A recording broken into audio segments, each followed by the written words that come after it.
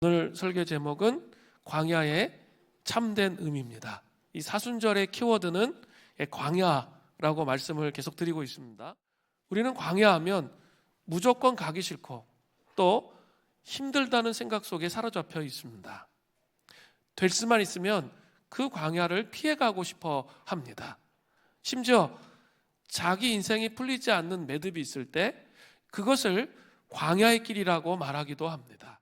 그러나 초대교회 성도들은 광야를 두 팔 벌려 환영했습니다. 웰컴 투 광야였습니다.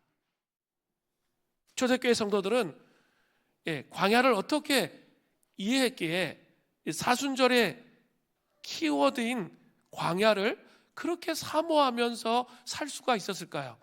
이 광야에 유익이 있었기 때문에 그렇다는 거예요. 첫 번째로 광야의 유익은 예수님의 모범이에요.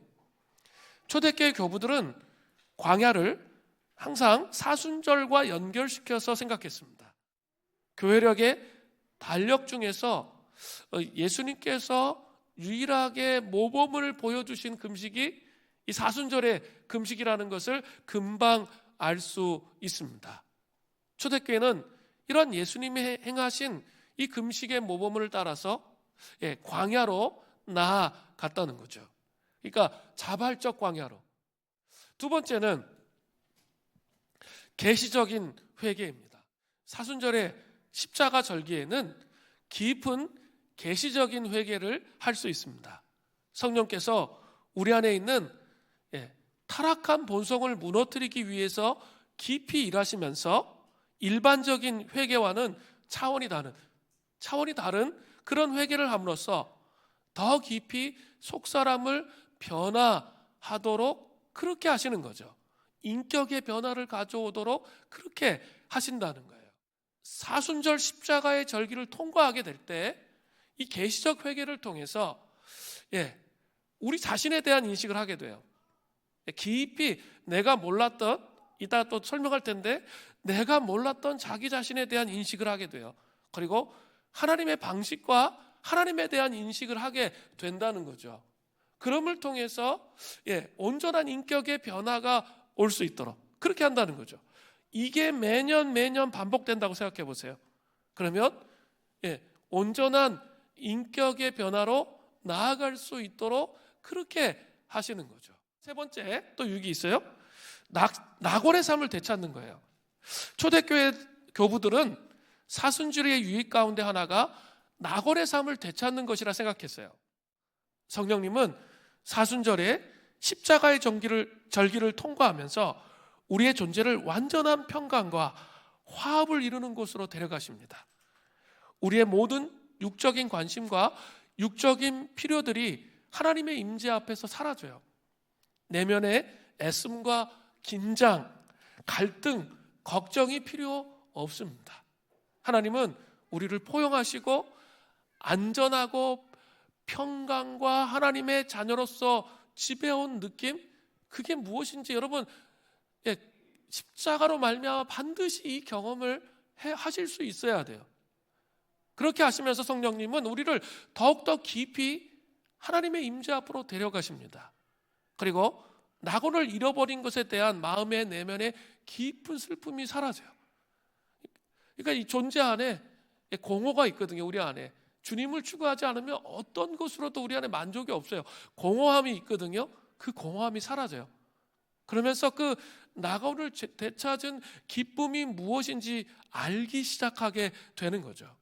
그리고 이제 그렇게 되면 다른 사람을 사랑할 수 있게 되고 다른 피조물을 포용할 수 있게 된다는 것이죠.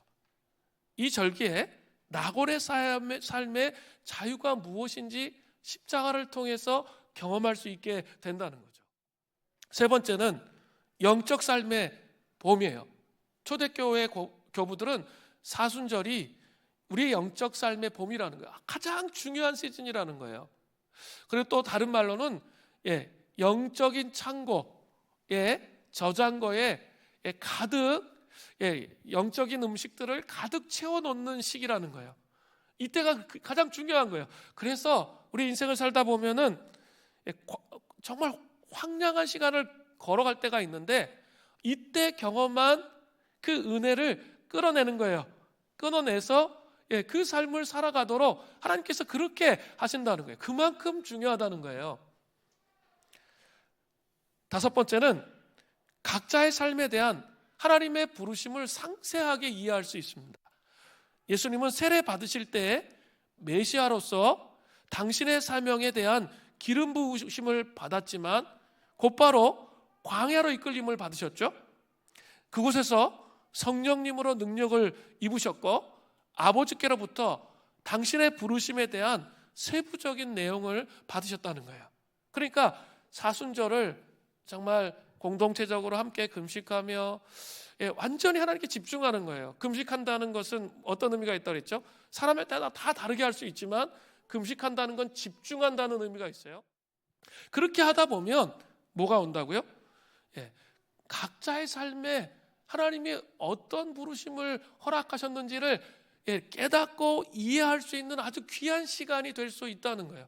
완전히 하나님께 집중되어 있기 때문이죠.